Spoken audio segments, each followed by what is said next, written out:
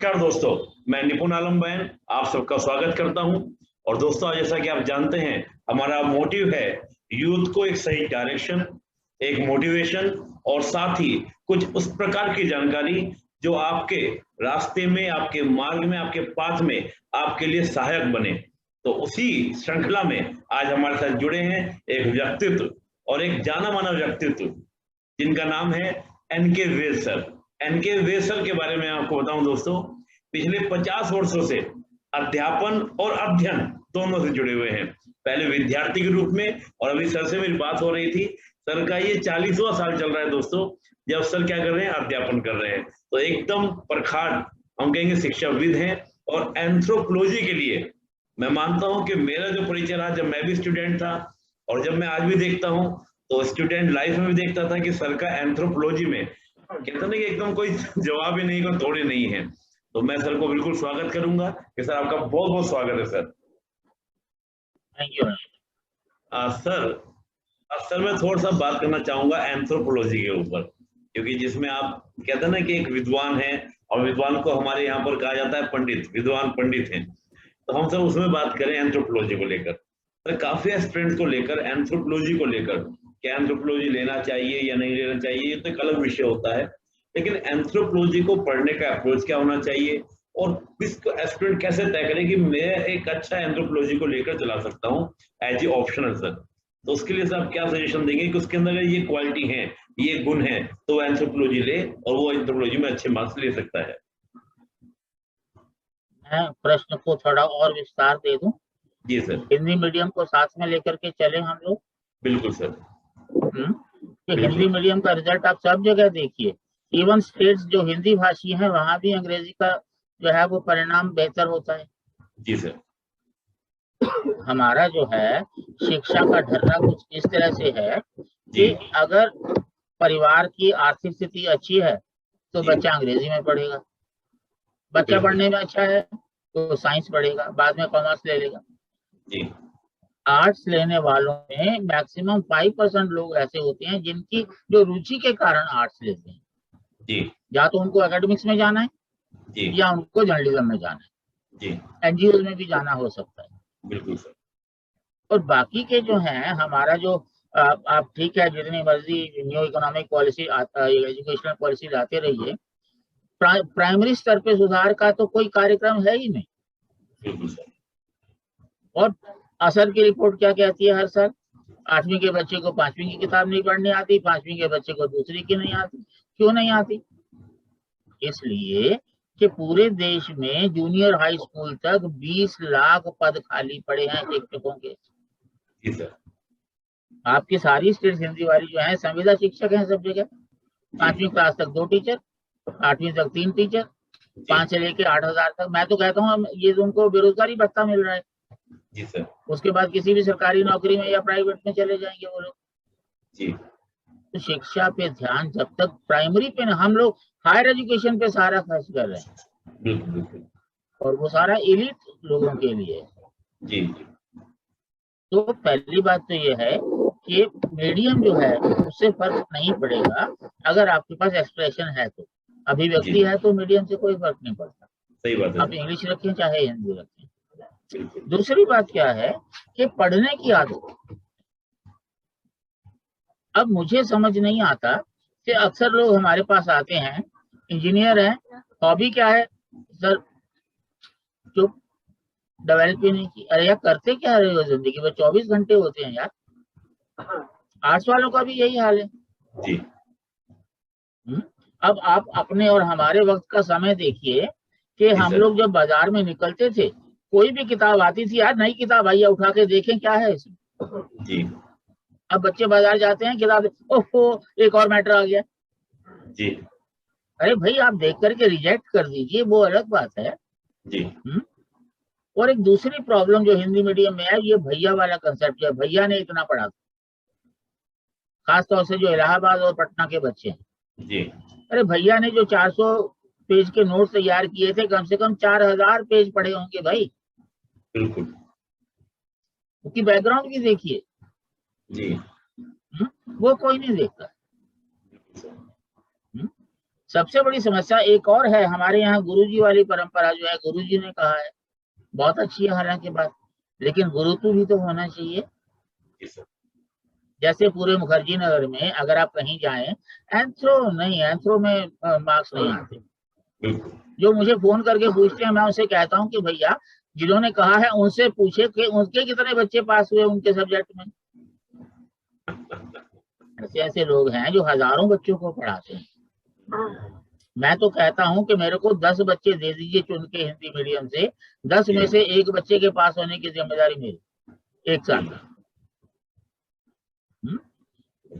समस्या क्या है कि व्यवसाय है, आपको अंतर करना पड़ेगा प्रोफेशन में और कॉमर्स। अगर आप रिजल्ट दे रहे हैं तो पैसा तो पीछे पीछे भागता है था। लेकिन आप पैसे के पीछे भागेंगे तो आएगा कि नहीं आएगा वो तो आप पे निर्भर करता है। विज्ञापन के आधार पे आप दे दीजिए। अब सारे टॉपर जो हैं सभी लोगों के होते हैं। आपको पता है इस बार का टॉपर कहाँ का है? जी जी सर। कहाँ का है? बिहार से, जो शुभम कुमार को। क्या सब्जेक्ट है? सब्जेक्ट नहीं देखा सर मैंने उनका, ऑप्शन नहीं सब्जेक्ट देखा। उसका एंथ्रोपोलॉजी है। जी जी हाँ, सॉरी सर, मिस कर गया। हाँ, और आज तक हमने विज्ञापन नहीं दिया उसका, और दुनिया भर के इंस्टीट्यूट दावा कर रहे हैं कि हमारा स्टूडेंट है, हमारा स्टूडेंट। हमें मजा आ रहा है। और उसके जो है मार्क्स जी ऑप्शनल में 320, सेकेंड टॉपर से 36 मार्क्स ज्यादा। जी, सब कुछ डिसाइड हो गया, बाकी एवरेज है इसको, लेकिन कवर नहीं कर पाए। जी, सेकेंड टॉपर के 2 नंबर कम है सिर्फ। जी, मतलब ऑप्शनल में उसके 3 नंबर कम हो जाते तो सेकंड हो जाता है। कितना महत्व है ऑप्शन का। बिल्कुल बिल्कुल। और हिंदी मीडियम में लोगों को पता है कि इतिहास और हिंदी साहित्य की परफॉर्मेंस अच्छी हो सकती है। लोगों को पता है कि राजनीति शास्त्र एक ऐसा विषय है जो आधी से ज्यादा जीएस कवर करता है। लोगों को पता है कि ज्योग्राफी एक ऐसा विषय है जो इंटरनल सिक्योरिटी, एनवायरमेंट, इवन आधी इकोनॉमिक्स, डिजास्टर मैनेजमेंट, उस सब का आधार बनता है। पर लोग ये फिलोसफी, मैं मानता हूं कि हम सब थोड़े थोड़े फिलोसफर हैं, पर इसका मतलब ये थोड़ी है कि फिलोसफी ले लें, आईएएस बनने के बाद पढ़ते रहिएगा। बिल्कुल सही बात है। और दूसरी बात क्या है कि हम जो भी पढ़ते हैं उसका विश्लेषण नहीं करते। जी। जैसे मान लीजिए आप वर्ल्ड हिस्ट्री पढ़ रहे हैं, जैन में पढ़ी, अब पढ़ के बस हो गया, तो सब तो वही पढ़ रहे हैं। जी। जैसे क्वालिटी है, आप लक्ष्मीकांत पढ़ रहे हैं, सब पढ़ रहे हैं। बिल्कुल। तो आपको नंबर क्यों देगा सर जी? सही बात है। मैं हमेशा बच्चों से कहता हूँ कि जैसे गाय जो है एकदम से सारा कुछ चारा ले जाती है, फिर धीरे धीरे जुगाली करती है, आपको भी पढ़ाई में वो जुगाली करनी, दूध निकालना है, मंथन करना है। जी। लेकिन वो कैसे? उसके लिए मेंटर चाहिए। बच्चे तो बच्चे ही रहेंगे। बिल्कुल। और मेंटर अगर पूरी तरह से व्यवसायिक होंगे तो जो हाल हिंदी मीडियम का हो रहा है वही होगा। बिल्कुल सर। और दूसरी बात क्या है, एक सिंपल सी बात, जैसे मैं बताऊं हिंदी साहित्य मेरी बहुत रुचि है जी। मेरे पास जितने भी बच्चे आते हैं, हिंदी साहित्य क्यों लिया? बस सर अच्छा नंबर। जब तक रुझान नहीं होगा हिंदी साहित्य मार्क्स नहीं देगा भाई। जी। कोई आता है तो मैं उनसे पूछता हूँ, अच्छा ये बताइए कोई एक ऐसा राइटर जिसके 5 उपन्यास आपने पढ़े हो प्रेमचंद को छोड़ के? जी। किसी ने नहीं पढ़े होते। जी। फिर मैं कहता अच्छा चलो कोई 5 अनुवाद पढ़े हो आप? जी। वो भी नहीं पढ़े होते। जी। तो रुचि कहाँ से हुई फिर? सर। जैसे कबीर ग्रंथावली पहले 100 स्टांजा है जी। अरे जब व्याख्या करनी है तो 101 का संदर्भ दीजिए ताकि एग्जामिनर को पता लगे कि आपकी कैनवस बड़ी है। वो कोचिंग में बताया नहीं जाता। मैं तो इतिहास भी सीखा है तो वो साहित्य की दृष्टि से ही सीखा है, कविताओं से सीखा है। बहुत सारी चीजें मैंने एक वीडियो भी बनाई थी। जैसे एक है 80 घाव लगे थे तन में फिर भी व्यथा नहीं थी मन में, पानीपत के घोर समर में तुम्हें बचाने को चमकी थी सांगा की तलवार। वो झांसी की रानी लोगों को याद नहीं होती भाई। बिल्कुल सर, बिल्कुल सर, जबकि उसमें जो है फ्रीडम स्ट्रगल की बहुत सारी जो यूपीएससी पूछी जाती हैं, बिल्कुल स्मिथ हरा रोज आ गया, हाई गिरी अब रानी सी। जी, तो एक बात तो ये है कि साहित्य बहुत ही रुचिकर विषय है अगर आपका स्वभाव है। मैंने एक वीडियो देखी थी किसी हिंदी में, आजकल दो अच्छे मोटिवेटर चल रहे हैं जिनकी यूट्यूब वीडियो चल रही है, एक तो धर्मेंद्र जी हैं जी, और विकास जी तो हमेशा ही अच्छा मोटिवेटर रह ही रहे हैं। जी, एक बंदे की मैंने कमेंट देखे थे, मैं हमेशा कमेंट पहले पढ़ता हूँ, वीडियो बाद में देखता हूँ। जी, तो एक बंदे ने, सब लोग वही बच्चन जी का कहते हैं जी, उदाहरण, कविता जो है, एक जी, बच्चे ने लिखा नीरज जी वाला, छुप छुप अश्क बहाने वालों, मोती व्यर्थ बहाने वालों, कुछ सपनों के मर जाने से जीवन नहीं मरा करता है। बिल्कुल मैं तभी सोच रहा था कि अगर वो बच्चा मेरा स्टूडेंट होता तो पक्का आईएएस होता अगले साल। जी, फर्क ही नहीं है। थोड़ी सी ओरिजिनलिटी यूपीएससी में आपको कहां से कहां पहुंचा सकती है, बाकियों से अलग हटके। जी, जैसे आप मेरा शुरू में परिचय दे रहे थे, जी, कोई मुझे कहता है तो मैं निराला जी की पंक्तियां बताता हूँ कि जी, अधपके हैं बाल मेरे, निष्प्रभ हैं गाल मेरे, चाल मेरी मंद होती जा रही, हट रहा मेला, मैं अकेला, आ गई मेरे जीवन की संध्या वेला। जी, शब्दों से खेलना। और हिंदी भाषियों के लिए एक बहुत बड़ा लाभ क्या है, ग्रामीण पृष्ठभूमि से है। जी, जी, शहर के लोग जो हैं लोकोक्तियां मुहावरे सब भूल चुके हैं, बिल्कुल सही, गांव में हैं। जी, आप वो बात एक पैरे में कहेंगे, आप वो बात एक लोकोक्ति में। बिल्कुल, जो देशज शब्द हैं आपके आंसर में बहुत काम की चीज हो सकते हैं, जी, लेकिन कोचिंग में उसको नकारा जाता है। जी, तो मेरे को तो इस बार का बहुत अफसोस है, हिंदी मीडियम के बच्चे जो हैं, किसी ने बताया 12 बच्चे हैं, किसी ने बताया नहीं 22 हैं, 50 भी हों तो भी मतलब कोई मजेदार बात नहीं है। जी, एक बच्चा अगर आ जाता है तो सब लोग खुश हो जाते हैं कि हो गया। जी, जैसे हमारे बच्चे जो है वो हमें बधाई दे रहे थे इसकी, वैभव की, गौरव, शुभम, शुभम की। जी, मैंने कहा यार ये कोई मजेदार बात नहीं है, एक टॉपर होने से अच्छा है कि टॉप 10 में 2 लोग होते। बिल्कुल, टॉप 10 में 2 लोग होने से अच्छा था कि टॉप 10 में 3 नहीं होता टॉपर, कोई बात नहीं। जी, ठीक है ना, क्योंकि टॉपर तो भाग्य से होता है, जी, टॉपर तो एक ही होगा ना भाई, बिल्कुल सर, वो हमेशा हमारा होगा ये तो ना ऊपर वाले ने लिख के दे दिया। जी, ठीक? और जहां तक बात हिंदी में एंथ्रोपोलॉजी की आती है, मुखर्जी नगर में हमेशा 70 से 90 बच्चे एंथ्रोपोलॉजी की तैयारी कर रहे होते हैं। पूरे देश में मिला लो तो इससे ज्यादा बच्चे और भी होते हैं, लेकिन कोचिंग नहीं करते। क्यों? जी, क्योंकि उनको चाहिए पकी पकाई। जी, मेरा पहला सेंटेंस क्लास में होता है कि अगर आप स्वर्ग जाना चाहते हैं तो भाई आपको ही मरना पड़ेगा, रास्ता बिल्कुल, मैं बताऊंगा।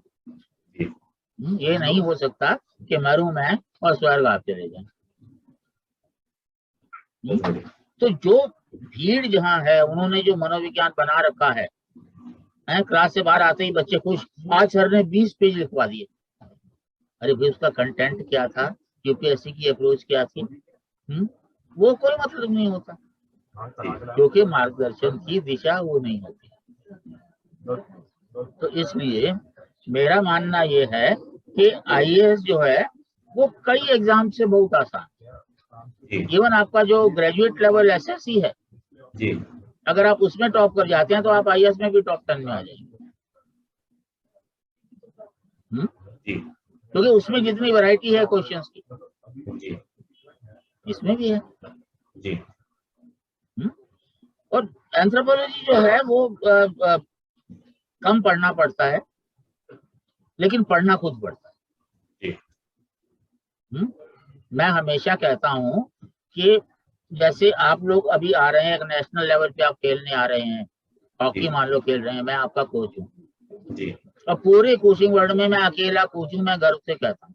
जी, तो कोच का क्या होता है, काम क्या होता है, आप मान लीजिए हॉकी लेकर के, बॉल लेके आप डी में पहुंचे, तो कोच आपको ये नहीं बताएगा कि गोल कैसे करना है, इधर जी, उधर किया तो कोच सीधा टखने पे मारेगा। जी, मेरी वही भूमिका है जी।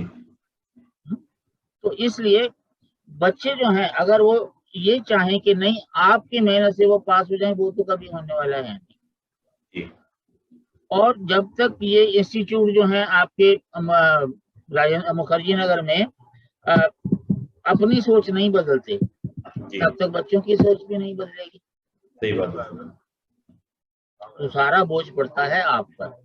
जी। इस तरह की जो वीडियोस हैं अगर इनका प्रचार प्रसार करते हैं और लोगों की समझ में भी आती है, जी।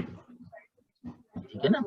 बिल्कुल बिल्कुल सर, बिल्कुल सही बात है सर कि बहुत अच्छा आपने हिंदी मीडियम के बारे में बोला कि हिंदी मीडियम में रिजल्ट कम आने का रीजन आपने बेसिक बात बताई कि जो हमारा बिल्कुल प्राइमरी लेवल है अगर वहां से चीजों को उठाएं और वहां से ठीक करें और थोड़ा सा हिंदी मीडियम का स्टूडेंट भी ये बात समझे कि मुझे कैसे पढ़ना है, क्या पढ़ना है, किससे पढ़ना है, तो शायद हो सकता है कि रिजल्ट हमारा क्या हो, बेटर हो। और शायद नहीं, आपने कितने कॉन्फिडेंस से कहा कि अगर वो स्टूडेंट मेरे पास होता तो मैं उसको, तो ये जो कॉन्फिडेंस होता है टीचर का, दैट इज ये मैटर करता है सर कि हाँ अध्यापक के अंदर यही बात होनी चाहिए, एक पात्र मिले तो उसको क्या करता है ढाल कर एकदम ऊंचाई तक पहुंचा सकता है।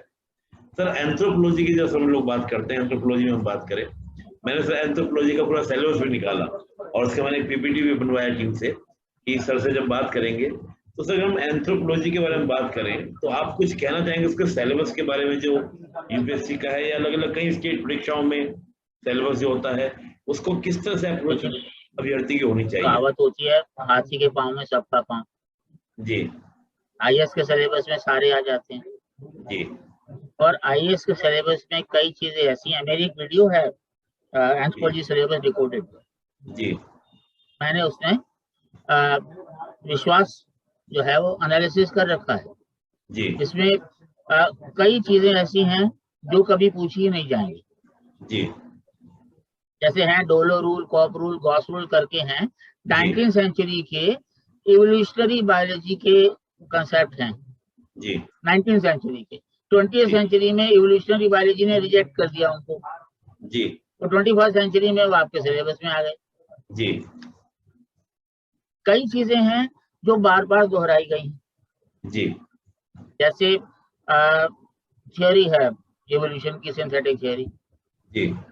8 फैक्टर्स होते हैं। जी।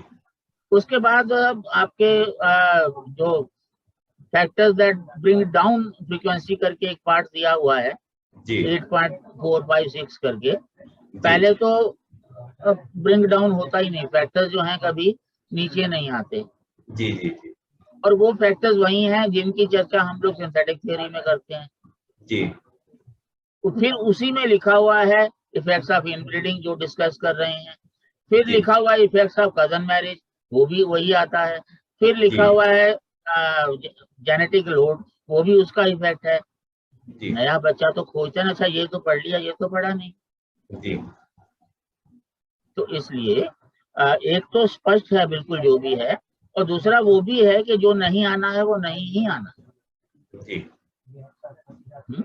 तो एनालिसिस अगर आप देख के चलते हैं तो बहुत आसान हो जाता है पढ़ना। और दूसरी चीज क्या है, क्योंकि मोस्टली बच्चे जो है नॉन बायो बैकग्राउंड के होते हैं और वो बायोलॉजी से डरते हैं।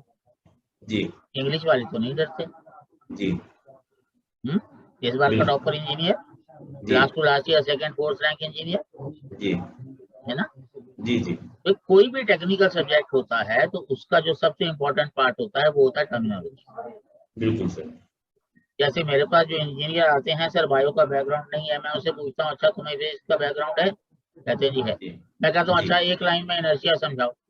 जी। वो सेंटेंस बोलते हैं, बीच में मोशन आ जाता है, अगर अच्छा मोशन के बारे में कैसे बताओगे भाई, एक लाइन में तो हुआ नहीं। जी। तो मैं बताता हूँ, पहले आप बताओगे स्केलर और वेक्टर क्वांटिटीज, जी। फिर आप बताओगे स्पीड, जी। मोशन, स्पीड, एक्सेलरेशन, जी। फिर बताओगे लॉज ऑफ मोशन, जी। तब आप बताएंगे इनर्शिया। और हर टेक्निकल सब्जेक्ट के लिए ये बात होती है, एक तरीका होता है उसको समझने का, जानने का। जी।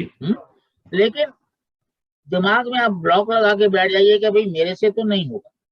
जी। ठीक है कि नहीं? तो फिर कोई नहीं है। अगर आप सोच के बैठिए भाई करो या मरो वाली सिचुएशन है, जी ठीक है ना। अब जी कूद गए पानी में, अब तो तैरना तो पड़ेगा ही, नहीं आता तो भी। बिल्कुल सर। और दूसरी बात क्या है, इनके दिमाग में कीड़ा होता है इंग्लिश।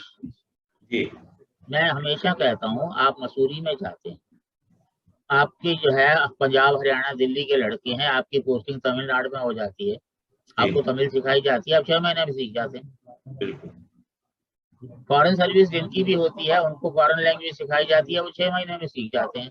बिल्कुल सर। तो इंग्लिश कौन सा हुआ भाई? करेक्ट बात है। भाई जो कंडीशन है एग्जाम देने की, पास होने की, तुम जी साल भर पोस्टपोन कर दो एग्जाम देना भाई, पहले जो कमियां है वो पूरी करो। बिल्कुल बिल्कुल। नहीं मानते लोग। जी इसीलिए मैं एड्रेस उन लोगों से करता हूँ जो ग्रेजुएशन में है, कि भाई आप जब तैयारी शुरू करें तो पहले ये कमियां दूर करें। बिल्कुल सर।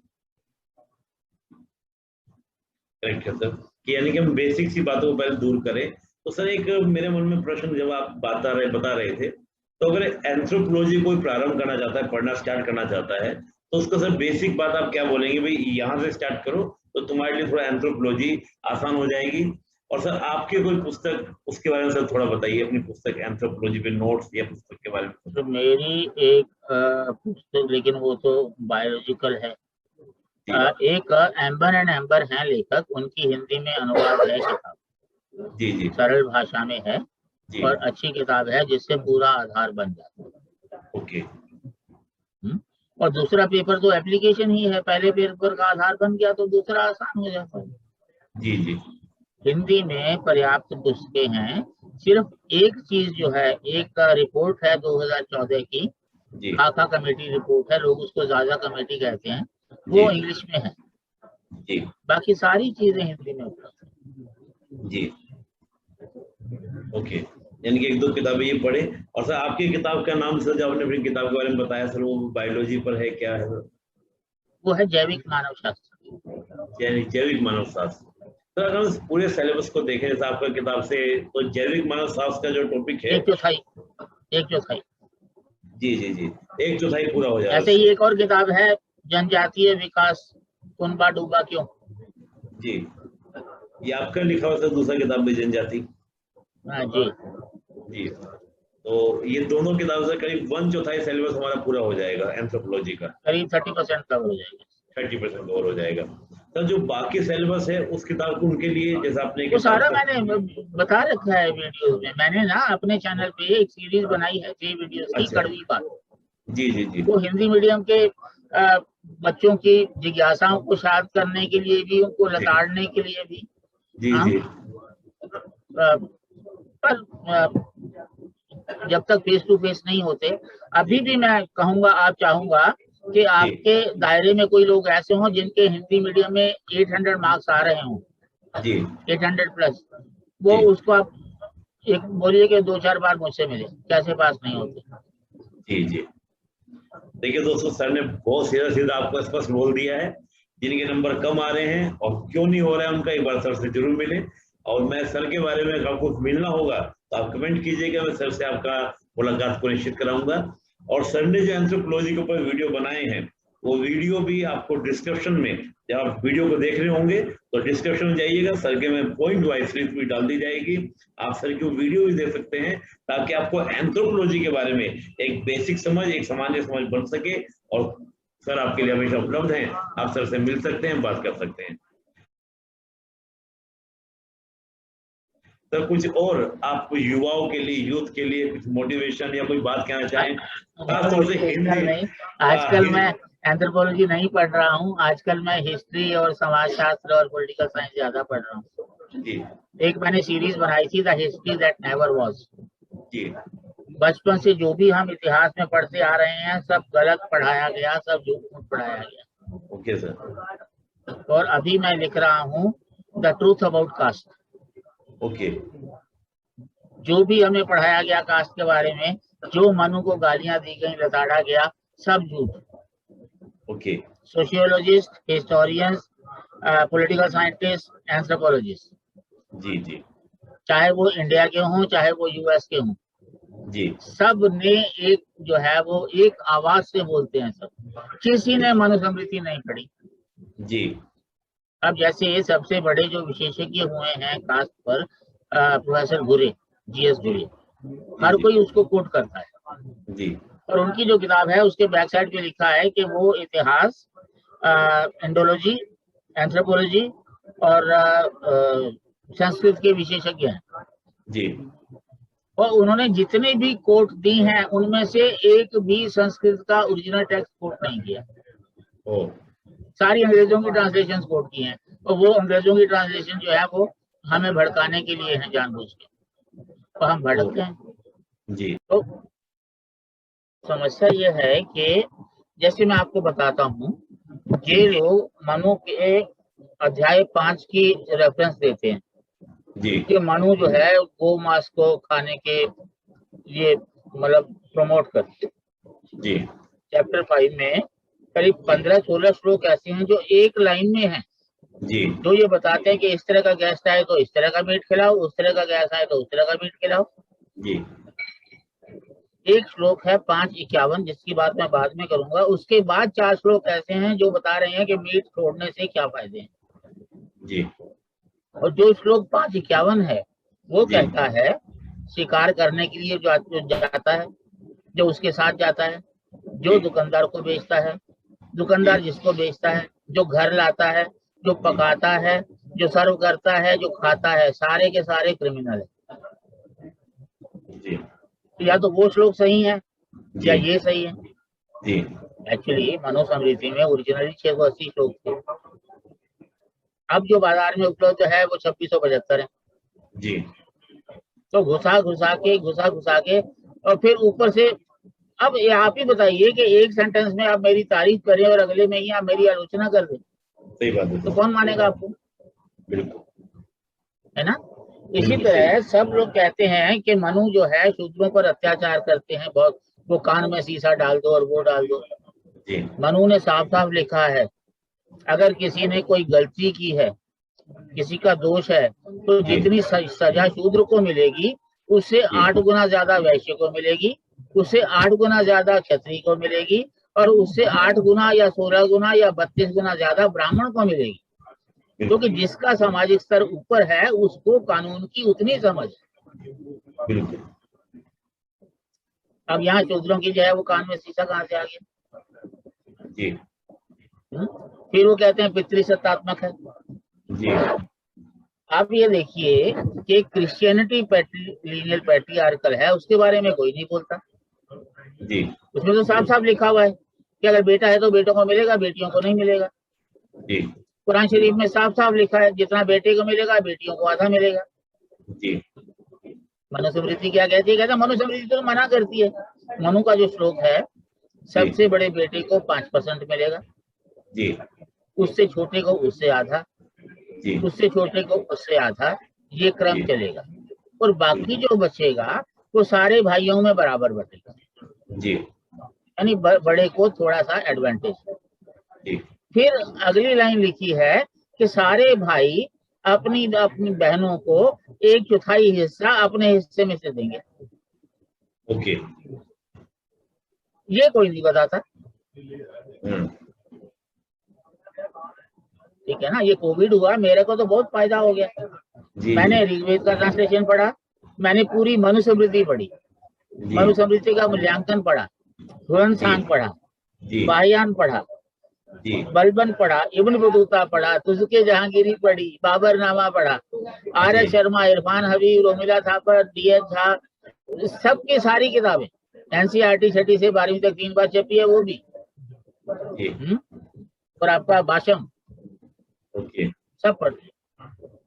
तो फिर बाद में रियलाइज किया कि हमें क्या पढ़ाया जा रहा था यार, हम भी अपने बच्चों को पढ़ा रहे थे वही चीज। बिल्कुल। इसलिए जो है मैं दक्षिण सबक पास लिख रहा हूँ, अभी करीब करीब पूरी हो चुकी है, इंट्रोडक्शन और कंक्लूजन बचा है जी जी जी। तो सर इंतजार रहेगा उस पुस्तक का। मेरी तो बहुत उत्सुकता हो गई और खास तौर से जब आपने मनुस्मृति और कई सारी पुस्तकों का आपने कोरोना काल में जहाँ लोग बड़े परेशान थे आपने उसको रचनात्मक। नहीं सर, मुझे बड़ा फायदा हुआ। मैं आपको बताऊं, मैंने लास्ट रिसर्च पेपर 2 में लिखा था जी। कोरोना में मैं 5 लिख चुका हूँ, 2 छप भी चुके हैं। बहुत बढ़िया सर। और ये किताब तो ऑलरेडी छपने के लिए तैयार बैठी है। हमारे एक मित्र हैं पिलग्रिम पब्लिशर्स, वो कई दिन से पीछे पड़े थे कि अपनी कोई किताब हमें दो, तो मैंने कहा था कि ठीक है, आपको जी तो जी इसमें हर श्लोक का रेफरेंस, मीनिंग, कंटेक्स्ट और जी इन सारे राइटर्स के जो जो कहा है उनको जी कंट्राडिक्ट करते हैं, ओके मैक्स मुलर से लेकर के और जी आर.एस. शर्मा तक। जी। दोस्तों मैं तो चलिए और किताब तो शायद मैं ना पढ़ पाता, लेकिन इस किताब के लिए तो मेरे अंदर भी उत्सुकता हो रही है। तो हम जल्द से जल्द सर को शुभकामनाएं भी देंगे और इसका कि ना उत्सुकता के साथ, क्यूरियोसिटी के साथ इंतजार रहेगा इस पुस्तक का। और सर जरूर पढ़ेंगे हम सब लोग, क्योंकि आपका जो आपने बताया कि सारी चीजों को आपने स्टार्टिंग से लेके सबका आपने एनालिसिस किया और इतनी सारी किताबें आपने पढ़ डाली। तो इतनी मैं भी नहीं पढ़ पाता हूँ, ठीक है मैं भी पढ़ता रहता हूँ, अध्ययन करता हूँ, लेकिन इतनी मैं भी नहीं पढ़ पाया कोरोना काल में। तो बहुत अच्छा लगेगा सर। और सर आप ऐसे ही पढ़ते रहें और हम लोगों को, सभी युवाओं को आपकी इस तरह से मार्गदर्शन मिलता रहे। और सबसे बड़ी बात क्या है सर कि हम औरों के द्वारा जो हमारे इतिहास का विश्लेषण हुआ है हम उसको क्यों पढ़े, हम अपने नजरिए से, अपने दृष्टि से और तर्क के साथ यानी कि लॉजिकली पढ़े और सत्य को जाने। तो ये सर बहुत बड़ा योगदान होगा हम सब युवाओं के लिए, सबके लिए, ताकि वो सही चीज को जान सके। क्योंकि अधूरा ज्ञान, गलत ज्ञान कहीं ना कहीं हमारी संस्कृति के लिए, हमारे समाज के लिए और हमारी सब चीजों के लिए हानिकारक होता है भविष्य में। क्योंकि जब तक हम अपने इतिहास में गौरव करने वाले पलों को नहीं जानेंगे कि हमारा गौरव, हमारा साहित्य कितना उच्च कोटि का था, तो हम अपना भी मोटिवेशन नहीं बढ़ा पाते हैं सर। जैसे बहुत से किसी गांव एक को इंसिडेंस याद आ गया, आर.एस. शर्मा ने भी लिखा है, डी.एन. झा ने भी लिखा है जी कि हम मानते हैं कि प्राचीन भारत की उपलब्धियां बहुत थी, जी लेकिन हमें उस पर गर्व नहीं करना चाहिए क्योंकि हमारी वर्तमान की उपलब्धियां तब से कहीं ज्यादा है। जी दोनों ने एक ही चीज लिखी है। जी तो मैंने उस पर टिप्पणी की है कि इससे गलत तर्क तो, कुतर्क तो हो ही नहीं सकता। जी क्यों? अगर तुलना करनी है तो उस समय के भारत की उस समय के विश्व से करो। बिल्कुल। आप बहुत कह रहे हो बढ़िया। आज से, तो हम आज पर भी गर्व नहीं कर सकते क्योंकि कल की हमारी उपलब्धियां आज से ज्यादा होंगी। बिल्कुल तो आज भी बहुत गर्व मत करो। बिल्कुल सर। और समकालीनता से सर तुलना होगी ना। अब पिछले से तो आगे, हमेशा आगे बढ़ते ही जाएगा आदमी। आज हम कारों में चल रहे हैं, कल को उड़ने वाली कारें आ रही हैं, तो नहीं कहेंगे उड़ने वाली कारें बेहतर है, पिछली कारें बेकार थी। आज से 100 साल पहले जो कारें थी वो उस समय के हिसाब से बहुत बेटर थी, आज जो है उससे बेटर है, आने वाले समय और बेटर होगी। तो ये तो हमेशा ही विकास, मानव सभ्यता का एक राह है कि विकास एक पूरा पूरा प्रक्रिया है, चलती रही है हमेशा। सदी पिछली वाली सदी से उन्नति रहती है टेक्नोलॉजिकल किसी तरह से देखें।